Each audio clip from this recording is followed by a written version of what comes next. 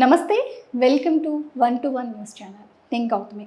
మనం దేశంలో ఇప్పుడు ఎక్కడ చూసినా రాష్ట్ర వ్యాప్తంగా రాజస్థాన్, మహారాష్ట్రలో పేపర్ లీకేజ్ జరిగింది. నీట్ యూజీ 22 లక్షల మంది విద్యార్థులు ఎగ్జామ్ రాయడం జరిగింది. చాలామంది పేరెంట్స్లో, స్టూడెంట్స్లో తెలియని ప్యానిక్ అవుతున్నారు.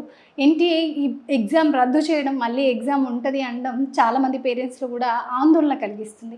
ఇలాంటి విషయాలన్నీ క్లియర్గా మనకి ఎక్స్ప్లెయిన్ చేయడానికి శంకర్రావు సార్ మనతో ఉన్నారు. సార్ని అడిగి మరిన్ని విషయాలు తెలుసుకుందాం. అసలు పేరెంట్స్ కానీ, స్టూడెంట్స్ కానీ చాలా ప్యానిక్ అవుతున్నారు. అలాంటి అంశాల గురించి సార్తో మాట్లాడదాం. ఫర్దర్గా ఎలాంటి స్టెప్స్ ఉంటాయి అనేది. సార్ నమస్తే. చాలా రోజుల తర్వాత మళ్ళీ ఇలా చేయడం జరుగుతుంది. సార్ చెప్పండి సార్, అసలు ఎగ్జామ్ రాజస్థాన్లో లాస్ట్ టైం మనకి 2024లో కూడా ఇలాంటి సిచ్యువేషన్ ఒకటి జరిగింది. అలాంటప్పుడు ఓన్లీ అక్కడి వరకు రద్దు చేయడం అనేది జరిగింది. మన తెలంగాణ, ఆంధ్ర ఎక్కడైనా ఫర్దర్గా సీట్స్ అనేది కన్ఫర్మ్ చేయడం జరిగింది. ఈసారి మొత్తానికి ఎగ్జామ్ రద్దు చేయడం మీరు ఎలా చూస్తారు? ఇది స్టూడెంట్స్కి ఎలాంటి అంటారు, ఏమంటారు, వాళ్ళు 2 years కష్టపడ్డదానికి ఇప్పుడు ఫలితం లేకుండా పోయిందని చాలామంది బాధపడుతున్నారు. చాలామంది పేరెంట్స్ ఆర్గ్యుమెంట్స్ చేస్తున్నారు ప్రభుత్వాలతో. మీరేం చెప్తారు సార్ యాజ్ మీరు ఒక టీచర్గా? మీరు అన్నట్టు 2024లో కూడా నీట్ ఎగ్జామ్ జరిగిన తర్వాత ఇలాంటి మాల్ ప్రాక్టీస్ ఆరోపణలు వచ్చినప్పుడు గవర్నమెంట్ ఎంక్వైరీ చేసి అంటే కొన్ని ప్రాంతాల్లోనే ఆ లీకేజ్ అనేది పరిమితమైంది కాబట్టి ఆ ప్రాంతంలో ఎగ్జామ్ని క్యాన్సిల్ చేసి మిగతాది యాజ్ ఇట్ ఈస్గా ఎగ్జామ్ని కంటిన్యూ చేశారు. రిజల్ట్ అదే సేమ్ పేపర్ ఇచ్చారు. మళ్ళీ రాసే అవసరం లేకుండా లిమిటెడ్ స్టూడెంట్స్కి మాత్రమే రీ ఎగ్జామ్ కండక్ట్ చేయడం జరిగింది. కానీ ఈ సంవత్సరం అంటే గత అనుభవాల దృష్ట్యా ఎన్టీఏ వాళ్ళు చాలా రకాల సేఫ్టీ మెజర్స్, జాగ్రత్తలు తీసుకున్నప్పటికీ కూడా ఎగ్జామ్ జరిగిన రోజు అందరూ కూడా ఊపిరి పీల్చుకున్నారు. ఈ సంవత్సరం ఎగ్జామ్ బాగా జరిగింది, అసలు ఎక్కడ ఎటువంటి ఇబ్బందులు లేవు, అంతా బాగుంది. పేపర్ కూడా కొంచెం అనుకున్న దానికంటే అంటే 2025లో పేపర్ బాగా టఫ్గా రావటం వల్ల విద్యార్థులందరూ ఈ సంవత్సరం ఇంకెంత టఫ్గా వస్తుందో అనే ఆందోళన మధ్య ఎగ్జామ్కి వెళ్ళారు. అంటే 25లోనే అసలు చాలామంది షాక్ అయిపోయారు. ఫిజిక్స్ పేపర్ అసలు దారుణంగా ఉంది. సో అలాంటి పరిస్థితుల దృష్ట్యా ఈ సంవత్సరం ఫిజిక్స్తో పాటు కెమిస్ట్రీ కూడా టఫ్గా వస్తుందా, బయాలజీ టఫ్గా వస్తుందా అనే ఎక్స్పెక్టేషన్తో ప్రిపరేషన్ దగ్గర నుంచి ప్రతి ఒక్కళ్ళు చాలా టఫ్గా ప్రిపేర్ అయ్యారు. ఎగ్జామ్ హాల్లోకి వెళ్ళి పేపర్ చూసిన తర్వాత చాలా రిలీఫ్ అయిపోయారు. అంటే పేపరు పర్టికులర్గా బయాలజీ పేపర్ చాలా ఈజీగా వచ్చింది ఈ సంవత్సరం. కెమిస్ట్రీలో కొన్ని క్వశ్చన్లు మాత్రం కొన్ని ట్విస్టింగ్గా ఉన్నాయి. సో ఓవరాల్గా చాలామంది విద్యార్థులు చాలా కంఫర్టబుల్గా ఎగ్జామ్ రాసి వచ్చారు. తర్వాత వితిన్ 3-4 days కీ కూడా రిలీజ్ చేయడం జరిగింది. అవి చూసుకొని చాలామంది ఆనందంగా ఉన్నారు. అంటే ఇలాంటి పరిస్థితుల్లో ఒక్కసారిగా అంటే ఎప్పుడైతే విద్యార్థులు చాలా కష్టంగా ఉంటుందని భావించి పేపర్ కొంచెం అనుకూలంగా రావటం, బాగా రాసామనే ఆనందంలో ఉండటం, ఇలాంటి పరిస్థితుల్లో ఈ లీకేజ్ వార్తలు మళ్ళీ ఒక 3-4 days తర్వాత మొదలైంది. అంటే ఎక్కడో ఒక పేపర్ లీక్ అయింది అనేది ఒక చోట నుంచి వాళ్ళకి ఇన్ఫర్మేషన్ ఎన్టీఏ వాళ్ళకి ఒక హాస్టల్ వార్డెన్ యజమాని లాంటి ఆయన ఒక కంప్లైంట్ చేశాడు. ఇలా నా దృష్టికి వచ్చిందండి, ఇలా పేపర్ మా దగ్గర ఉన్న విద్యార్థులు ఇలా పేపర్ లీకేజ్ అయిందని చెప్తూ ఉన్నారు ఇట్లా అని. సో దాన్ని తీసుకొని వాళ్ళు కంప్లైంట్ రిజిస్టర్ చేసుకొని ఎంక్వైరీ చేయడం మొదలు పెడితే అది చాలా దూరం వెళ్ళిందనమాట. అంటే వాళ్ళు కూడా మొదట్లో ఇది కొద్ది దూరంలో అంటే లీకేజీ నిజమై ఉండదేమో అనుకున్నారు. ఫస్ట్ కొంత దర్యాప్తు మొదలుపెట్టారు. కానీ ఒక్కసారి దర్యాప్తు లోతుగా వెళ్ళే కొద్దీ కూడా దీని మూలాలు చాలా దూరం వెళ్ళిపోయినాయి. అంటే ఎగ్జామ్ ముందు 1-2 రోజుల ముందు మాత్రమే కాకుండా ఒక 15 రోజుల నుంచి నెల రోజుల ముందు నుంచి ఈ గెస్ పేపర్ రూపంలో ఇది సర్క్యులేట్ అయింది.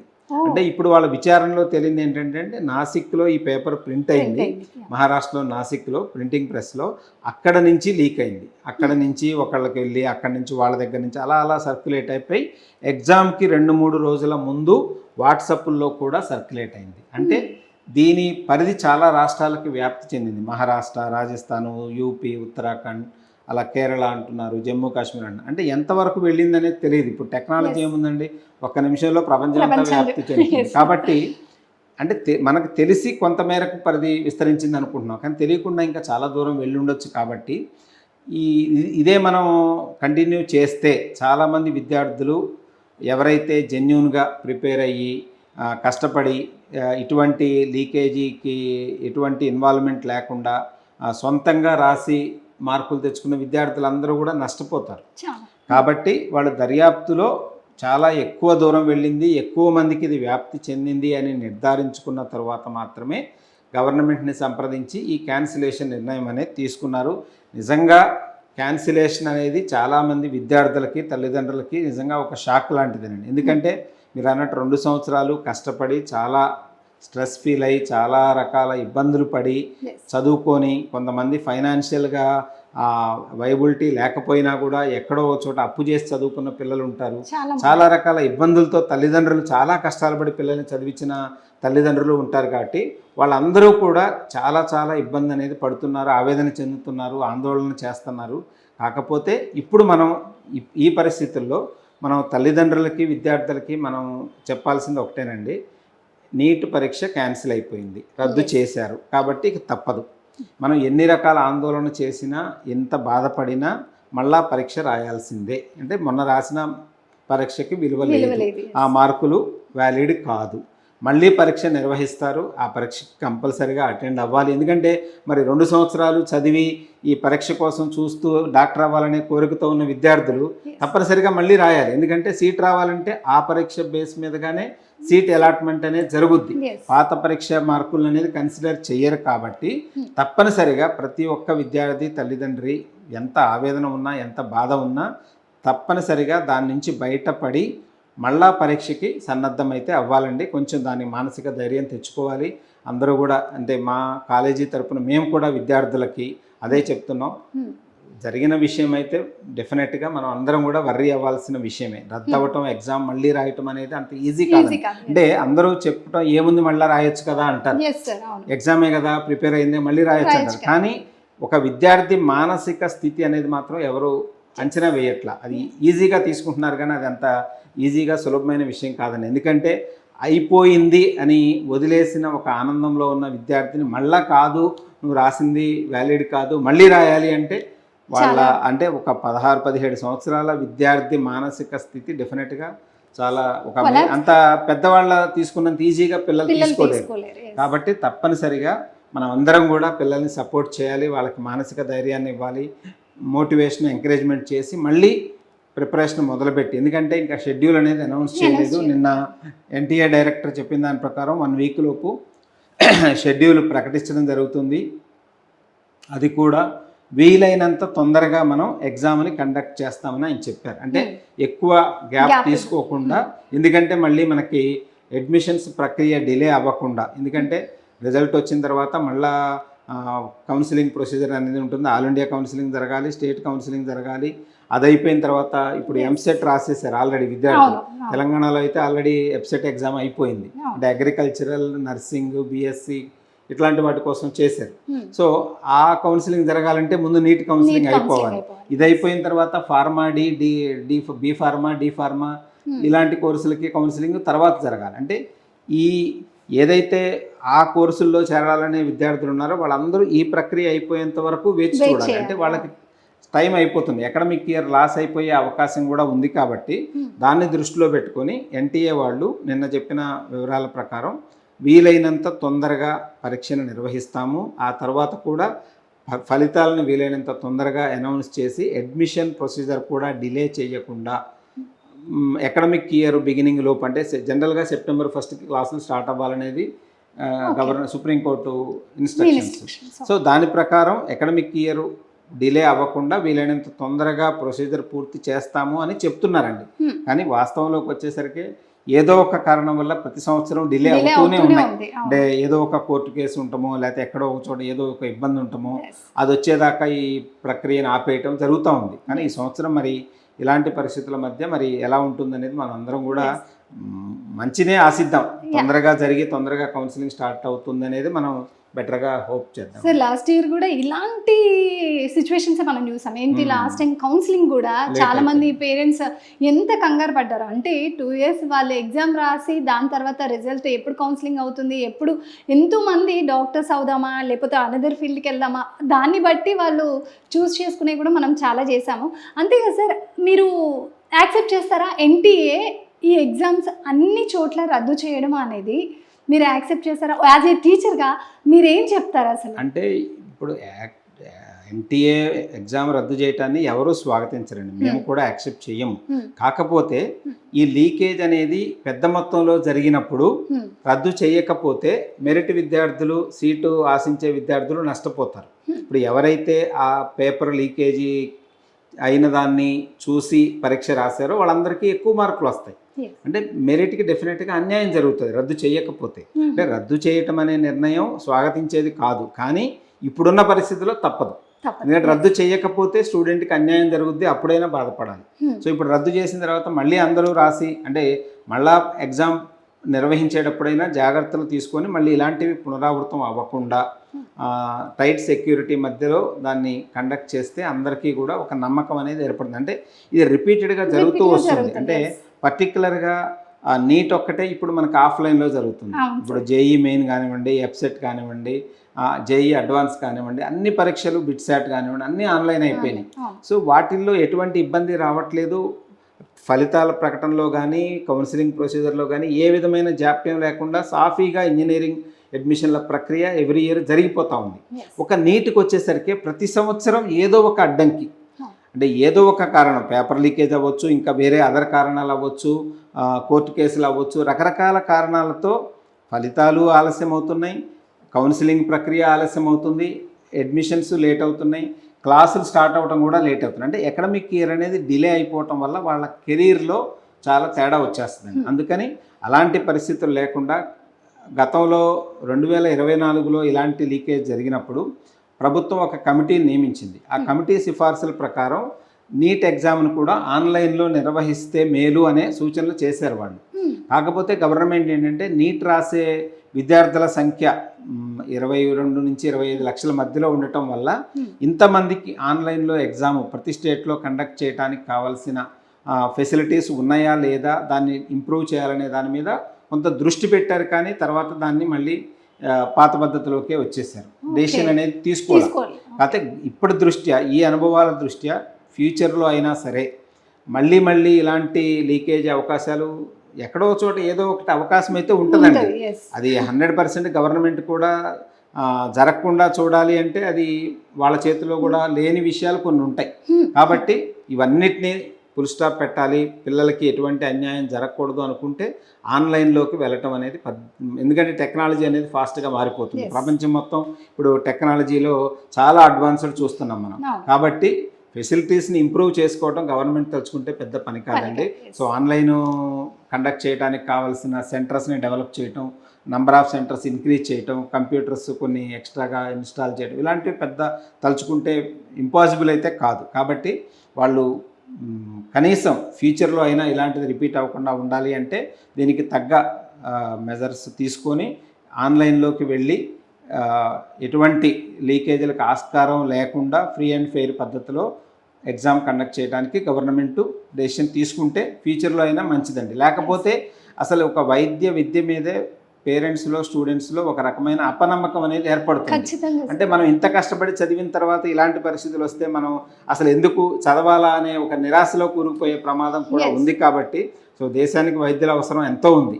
కాబట్టి తప్పనిసరిగా గవర్నమెంట్ వైద్య విద్యకు సంబంధించి ప్రవేశ పరీక్షల మీద దృష్టి పెట్టి దీన్ని ఒక క్రమమైన పద్ధతిలో నిర్వహించడానికి కావాల్సిన అన్ని ఏర్పాట్లని చేసుకుంటే అందరికీ మంచిదండి. ఎస్ సార్, మనం ఇప్పుడు అందరికన్నా ఎన్టీఏ రద్దు చేయడము ఇది అన్నిటి ఆవేదన కన్నా స్టూడెంట్స్ చాలామంది 2 years వాళ్ళ ఎన్నో అవ్వచ్చు, వాళ్ళ చిన్న చిన్న సంతోషాలు కూడా సాక్రిఫైస్ చేసుకొని ఇటు సైడ్ రావడం అనేది, నీట్ యూజీ ఎగ్జామ్స్ రాస్తున్నారు అలాంటి పిల్లలు అనేది చాలా గొప్ప విషయం అని చెప్పొచ్చు. అలాంటి పిల్లలు సడన్గా వాళ్ళ మెంటల్గా ఎలా స్ట్రాంగ్ ఉండగలుగుతారు? ఇప్పుడు చాలామంది గెస్ట్ పేపర్ చూసి ఆల్రెడీ నాకు ఈ సీట్ వస్తుంది, నేను ఇలా చేయగలుగుతాను అనేది ఒక అంచనాకు వచ్చి ఉంటారు. వాళ్ళ మైండ్ సెట్ ఎలా ఉంచుకోవాలి? వాళ్ళకి మీరేం చెప్తారు స్టూడెంట్స్కి యాజ్ ఏ టీచర్గా? అంటే ఇప్పుడండి మనకి నీట్ పరీక్షని మళ్ళీ రాయాలి అనేది కంపల్సరీగా నిర్ధారణ అయింది. కాబట్టి టైం అనేది ఒక 1 month 40 days 45 days ఇవ్వచ్చు. సో ఈ 30 రోజుల నుంచి 45 రోజుల వ్యవధిలో ఏదైతే ఉందో ఆ వ్యవధిలో అంటే ఒక 2 years మీరు అన్నట్టు చాలా సాక్రిఫైస్ చేసి కష్టపడ్డారు, ఇంకొక నెల దాన్ని కంటిన్యూ చేస్తే వాళ్ళ కళను సాకారం చేసుకోవడానికి అవకాశం ఉంటుంది. కాబట్టి ఇంకొక అవకాశం ఏంటంటే ఆల్రెడీ ఒకసారి రియల్ టైం పరీక్షను రాశారు అంటే ఫైనల్ ఎగ్జామ్నే అదే ప్రిపరేషన్తో అదే మోటోతో వెళ్ళి రాసి వచ్చారు కాబట్టి ఒక అనుభవం వచ్చింది అందరికీ. సో నెక్స్ట్ మళ్ళీ అదే సెంటర్లో మళ్ళీ అదే పరీక్షని తిరిగి రాయబోతున్నారు కాబట్టి సో కొంత అడ్వాంటేజ్ అనేది డెఫినెట్గా స్టూడెంట్కి ఉంటుంది. అంటే ఒకసారి పరీక్షని ఫేస్ చేసిన అనుభవం వచ్చింది కాబట్టి అదే పరీక్షని మళ్ళీ ఫేస్ చేయడానికి కొంచెం వాళ్ళకి అడ్వాంటేజ్ అని ఉంటుంది. కాకపోతే దానికి తగ్గట్టుగా వాళ్ళు మానసికంగా సిద్ధమయ్యి మళ్ళీ ఒక నెల రోజులు తప్పదు. ఇది చాలా కష్టమైంది పిల్లలకి. ఆ ఏజ్లో ఉన్న పిల్లల్ని మళ్ళీ చదవాలి అనేది తీసుకొచ్చి బుక్స్ ముందు కూర్చోబెట్టి మళ్ళీ ప్రిపేర్ అవ్వాలి, మళ్ళీ ఎగ్జామ్స్ రాయాలి అంటే చాలా కష్టమైన పనే కానీ తప్పదు. సో మేమందరం కూడా కళాశాలల తరపున స్టూడెంట్స్కి ప్రోత్సాహం చేస్తున్నాం, వాళ్ళకి తోడుగా ఉంటాం. మళ్ళీ పరీక్ష రాసేంత వరకు మా కోఆపరేషను, సపోర్టు, మా మోటివేషన్ ఎప్పుడూ ఉంటుందండి. అట్లానే తల్లిదండ్రులు కూడా మళ్ళీ ఒక నెల రోజులు 45 days వాళ్ళని మీరు మోటివేట్ చేసి ఎంకరేజ్ చేసి సపోర్ట్గా ఉండి వాళ్ళని మానసికంగా ఇంకా దృఢంగా ఉండేలాగా మీరు సపోర్ట్ చేస్తే అందరం కలిసి మళ్ళీ విద్యార్థులు ఇంకా మొన్న రాసిన దానికంటే మంచి ఫలితాలు తెచ్చుకునే విధంగా మళ్ళీ ప్రయత్నం అయితే చేయొచ్చండి. ఎందుకంటే మొన్న పరీక్షల్లో కొంతమంది మంచి మార్కులు తెచ్చుకున్నారు, కొంతమంది రకరకాల కారణాల వల్ల మార్కులు మిస్ అయిన వాళ్ళు ఉన్నారు. ఇది అందరికీ మళ్ళీ ఒక ఛాన్స్. అంటే ఆల్రెడీ మంచి మార్కులు తెచ్చుకున్న వాళ్ళు ఇంకా అంతకంటే మంచి మార్కులు, అంటే ఇప్పుడు నాకు ఎయిమ్స్లో సీట్ మిస్ అయింది, జస్ట్ లోకల్ కాలేజీలో వస్తుంది అనుకున్న వాళ్ళు ఎయిమ్స్లోకి ట్రై చేయొచ్చు. ఆల్రెడీ లోకల్లో మంచి కాలేజీలో వస్తుంది అనుకుంటే కొంచెం నెక్స్ట్ కాలేజీకి వచ్చింది అనుకున్న వాళ్ళు గవర్నమెంట్ సీట్కి వెళ్ళొచ్చు. ప్రైవేట్ ఏ కేటగిరీ అనుకున్న వాళ్ళు గవర్నమెంట్కి వెళ్ళొచ్చు, లేదా బి కేటగిరీ అనుకున్న వాళ్ళు ఏ కేటగిరీకి వెళ్ళొచ్చు. ఇలా వాళ్ళ లెవెల్ని ఇంప్రూవ్ చేసుకోవడానికి ఒక స్కోప్ ఉంది. అలానే జస్ట్ సీట్ మిస్ అయిన వాళ్ళందరికీ కూడా ఇది ఒక మళ్ళీ గోల్డెన్ ఛాన్స్. మళ్ళీ 1 year వెయిట్ చేసి నెక్స్ట్ ఇయర్ ఎగ్జామ్ రాసే కంటే 1 month ప్రిపేర్ అయ్యి మళ్ళీ బాగా రాయటానికి, మంచి సీట్ తెచ్చుకోవడానికి ఇది రెండో అవకాశంగా భావించి ప్రతి ఒక్కళ్ళు తప్పదు కాబట్టి మళ్ళీ అప్లై చేసే అవసరం లేదు, ఫీజు కట్టే అవసరం లేదు. సేమ్ హాల్ టికెట్ అంటే హాల్ టికెట్ మళ్ళీ ఇస్తారు, అంటే డేట్ మారుతుంది కాబట్టి హాల్ టికెట్ మళ్ళీ సేమ్ డేటాతో మళ్ళీ ఇష్యూ చేస్తారు. మోస్ట్లీ అదే సెంటర్ ఉంటుందండి, ఎందుకంటే అదే విద్యార్థులు అదే ఇది కాబట్టి పరిస్థితులు అదే సెంటర్ మళ్ళీ అలాట్ చేస్తారు. ఓన్లీ థింగ్ డేట్ మార్చి మళ్ళీ కొత్త హాల్ టికెట్ అనేది వస్తుంది వాళ్ళకి. కాబట్టి సో స్టూడెంట్స్ అందరూ కూడా రెడీగా ఉండి మళ్ళీ ప్రిపరేషన్ మొదలుపెట్టి ఒక సబ్జెక్ట్ని కొన్ని రోజులు ప్రిపేర్ అయ్యి ఎగ్జామ్కి ముందు కొన్ని గ్రాండ్ టెస్ట్లు అటెంప్ట్ చేసుకుంటే, ప్రాక్టీస్ చేస్తే డెఫినెట్గా మంచి ర్యాంక్ తెచ్చుకోవడానికి ఎక్కువ అవకాశాలు ఉన్నాయండి. అంటే వీళ్ళందరూ కూడా ధైర్యం కోల్పోకుండా మళ్ళా ప్రయత్నం మొదలు పెడితే, ఎందుకంటే మనం సివిల్ సర్వీస్ ఎగ్జామ్ రాసే అభ్యర్థులను చూస్తూ ఉంటాం. First time, second time, third time, fourth time, fifth time, 6th అటెంప్ట్లో మేము కలెక్టర్ అయ్యామని చెప్పుకునే వాళ్ళు చాలామంది ఉంటారు. అట్లనే ఇది జస్ట్ మనకు అన్ని సంవత్సరాలు వెయిట్ చేసే అవసరం లేదు. జస్ట్ ఒక 1 monthలో మళ్ళీ ఒకసారి పరీక్ష రాయాలి, తప్పదు. పరిస్థితులు మనకి అలా ఉన్నాయి కాబట్టి దాన్ని పాజిటివ్గా తీసుకొని పాజిటివ్ యాటిట్యూడ్తో ప్రతి ఒక్కళ్ళు కూడా మళ్ళీ మేము మంచి మార్కులు తెచ్చుకొని మంచి ర్యాంక్ తెచ్చుకొని నేను అనుకున్న కాలేజీలో సీట్ తెచ్చుకోవాలి అనే ఒక స్ట్రాంగ్ డిజైర్తో ముందుకెళ్తే డెఫినెట్గా మీ కోరిక అనేది తీరుతుందండి.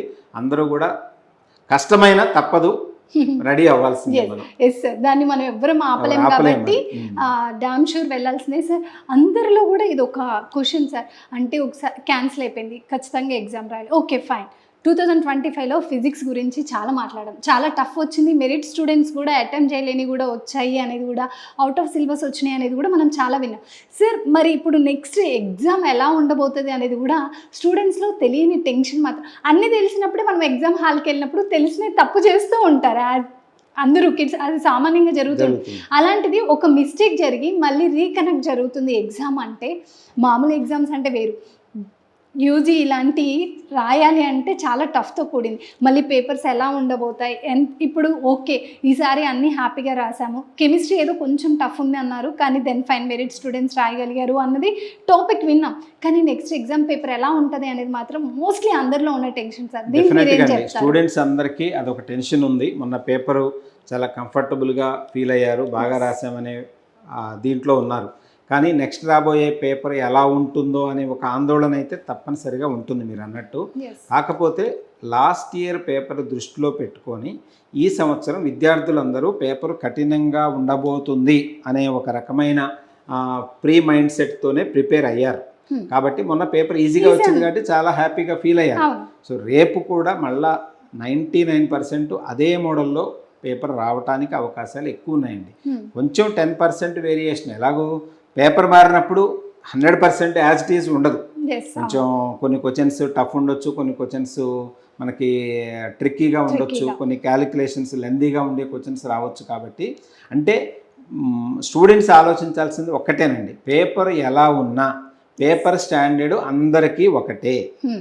మనకి కష్టంగా ఉంటే అందరికీ కష్టంగా ఉంటుంది, కష్టంగా. మనకి ఈజీగా ఉంటే అందరికీ ఈజీగా ఉంటుంది, ఎస్ మనకి మోడరేట్గా ఉంటే అందరికీ. అంటే స్టూడెంట్స్ అందరూ మెజారిటీ సీటు తెచ్చుకునే స్టూడెంట్స్ అందరూ ఒకే రేంజ్లో ఉంటుంది, వాళ్ళ మైండ్ సెట్ కూడా ఒకేలాగా ఉంటుంది. Yes. ఎవరో బాగా merit, too much intelligent, IQ levels బాగా ఉన్న కొద్దిమంది విద్యార్థులు తప్పితే మిగతా వాళ్ళందరి మైండ్ సెట్ ఒకేలాగా ఉంటుందండి. కాబట్టి ఇప్పుడు ప్రిపేర్ అవ్వాల్సింది ఏంటంటే పేపర్ ఎలా ఉన్నా నేను బాగా చేయాలి.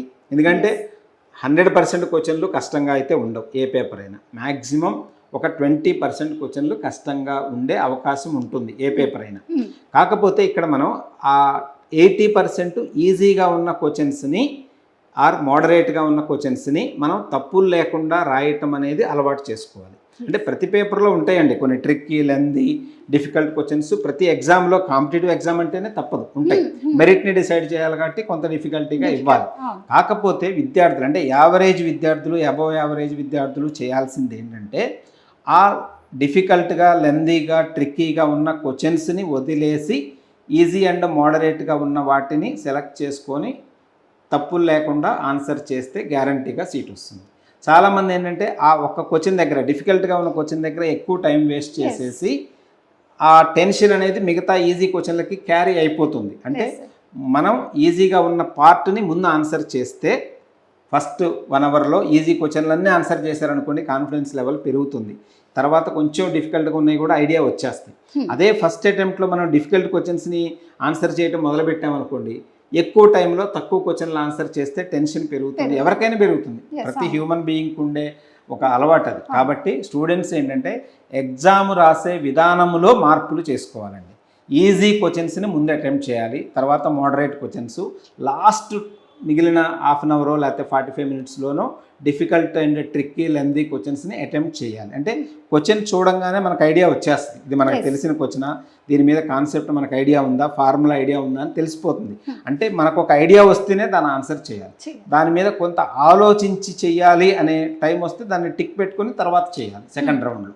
కాబట్టి టఫ్ పేపర్ వస్తుంది అని భయపడకుండా, పేపరు కంప్లీట్ టఫ్గా అయితే ఇవ్వరండి. ఎందుకంటే ఇన్ని లక్షల మంది విద్యార్థులు రాస్తున్నప్పుడు కంప్లీట్ టఫ్ పేపర్ ఇస్తే అసలు ఎవరు కూడా క్వాలిఫై కూడా అవ్వరు. క్వాలిఫైయింగ్ మార్కు మరీ బాగా తగ్గించాల్సిన పరిస్థితి వస్తాయి. కాబట్టి ఎటువంటి ఆందోళన చెందకుండా, last year most difficult paper వచ్చిందన్నప్పుడే 400 మార్కులకి కట్ ఆఫ్ వచ్చింది. ప్లస్ ఇంకోటి అడ్వాంటేజ్ ఏంటంటే అంత టఫ్ పేపర్ వచ్చినప్పుడు మన తెలంగాణ నుంచి పర్టికులర్గా నంబర్ ఆఫ్ సీట్స్ పెరిగినాయి, ఎక్కువ మంది విద్యార్థులు మంచి సీట్లు తెచ్చుకున్నారు. ఆల్ ఇండియా కేటగిరీలో కూడా తెచ్చుకున్నారు, ఆల్ ఇండియా ర్యాంకుల్లో మన వాళ్ళు ఎక్కువ మంది క్వాలిఫై అయ్యారు, బాగా తెచ్చుకున్నారు. కాబట్టి పేపర్ డిఫికల్ట్గా వస్తే మనకి ఇంకా అడ్వాంటేజ్ అనుకోండి, ఎందుకంటే బాగా కష్టపడ్డ స్టూడెంట్కి బెటర్ మార్కులే వస్తాయి. కాబట్టి పేపర్ స్థాయిని బట్టి ఆందోళన చెందాల్సిన అవసరం లేదు. ఏదైనా సరే కాంపిటీషన్ అనేది రిలేటివ్.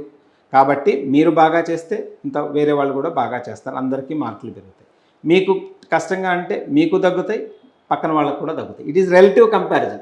కాబట్టి అసలు ఆందోళన చెందాల్సిన అవసరం లేదు.